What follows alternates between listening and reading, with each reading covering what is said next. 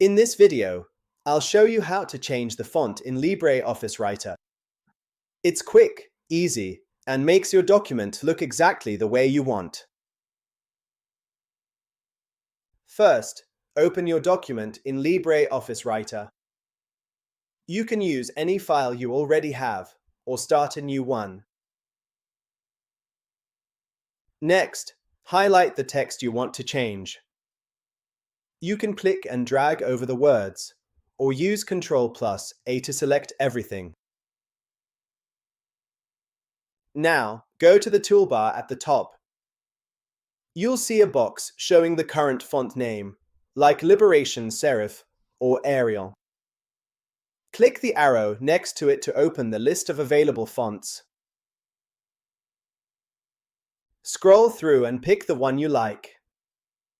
When you click a font, your selected text updates immediately. You can also adjust the size from the box right next to it.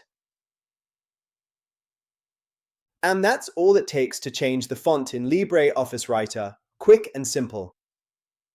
If you found this helpful, go ahead and like and subscribe for more short LibreOffice guides.